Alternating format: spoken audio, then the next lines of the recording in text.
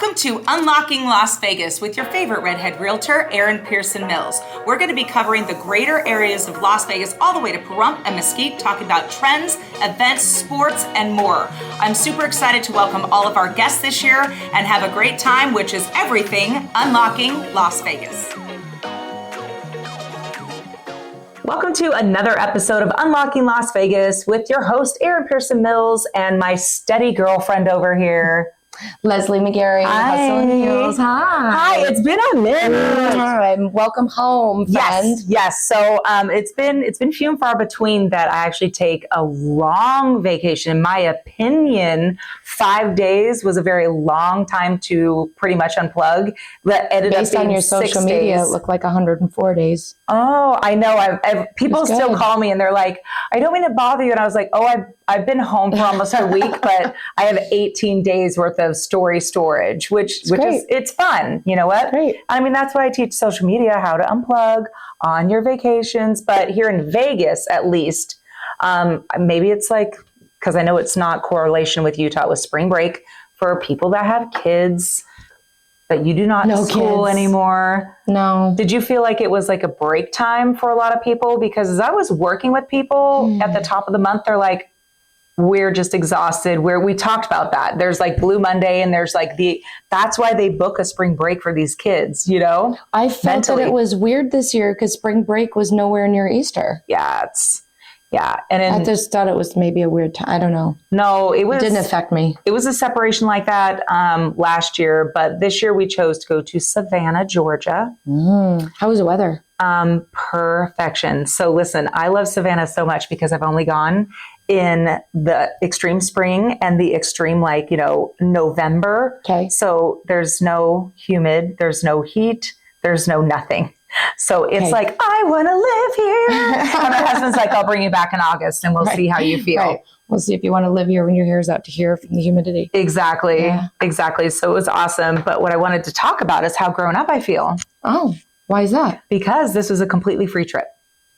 Okay. It was a completely free trip. So at a certain point, I went in on that. And hopefully that, you probably already do this because you're a grown up, but hopefully I could tell you if you're a little bit younger, you need to really, really run your entire lives off of like 2 or more, but 2 credit cards. Yep. So I run my entire business off of I did the research and I chose which ones because we love to travel. So the majority on the business goes on American Airlines credit card. And then my personal life, I run from an Amex credit card, which can be filtered with different hotels and, all the different things. Mm-hmm. So this entire trip, we were business class to and from Savannah for free. And then we stayed at the Hilton for an entire week for free. So, and, being an adult means you do need to pay it off at the end of the month, so you can get your credit score up. So don't, just have credit cards to overpay.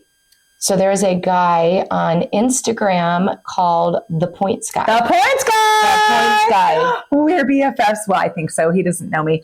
But yes. And so I started watching him a couple years ago and he's great. Mm-hmm. And that's, you know what though? If you sign up for the daily, it's a little much. Okay. Because you can sign up for free for the daily information. Mm-hmm. Let's be honest. He's a credit card salesperson. Like he's in conjunction with. Yeah. But now he is. Yeah. Because now he's back then. Yeah. Back then it was just a little bit more organic, but yeah. So it's kind of your lifestyle, whatever you want to get your points for.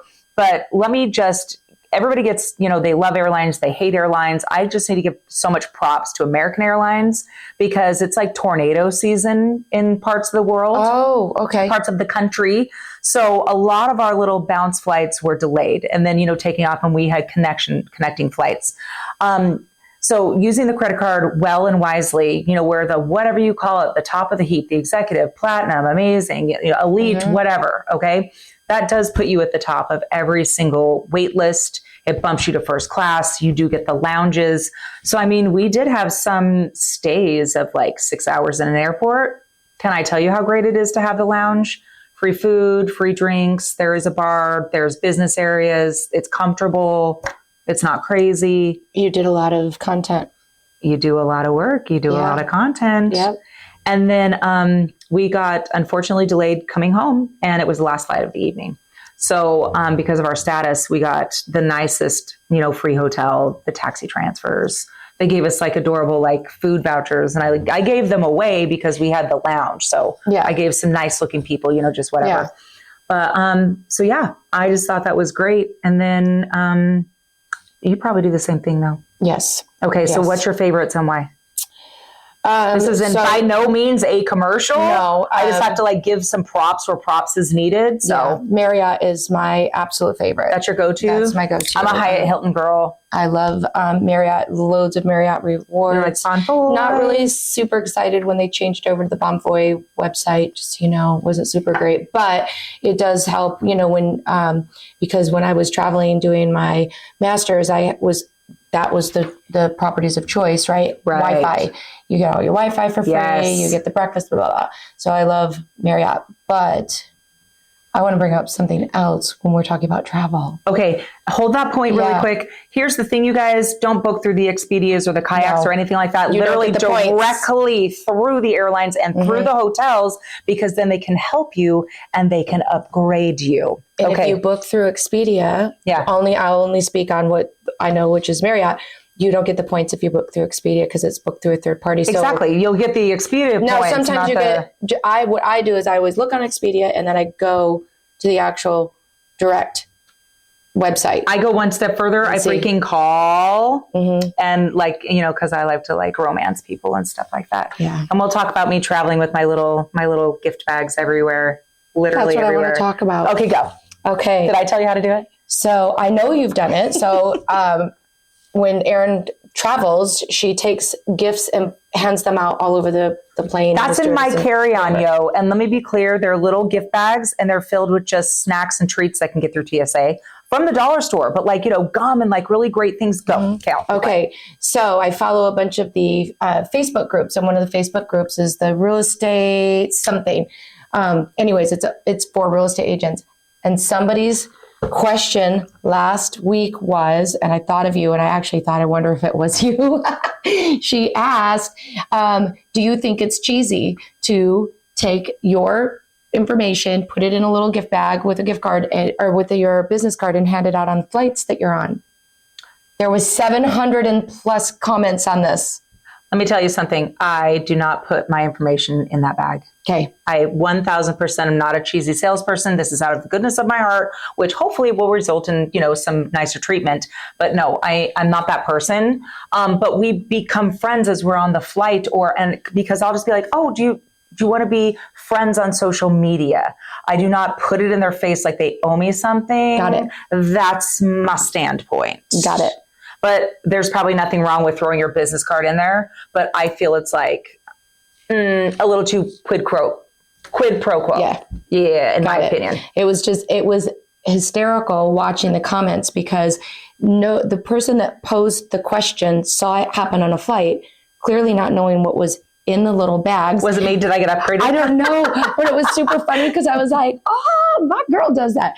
But there was 700 plus comments going back and forth on this. And people are saying, whether you have your business card in or not. Now, I didn't know that you didn't, but whether you did or not, I mean, you guys, it's advertising. We're self-employed. We're business owners. Like, here's the thing though. I just don't willy-nilly hand out, these things and I'm like, a jerk and stuff. And so when we got delayed, I mean, I'm nice and I ask questions and I want to know you and you want to know me and you want to be nice to me because I'm ultimately nice. So it was like 10 o'clock at night. We missed our flight. The doors are closed.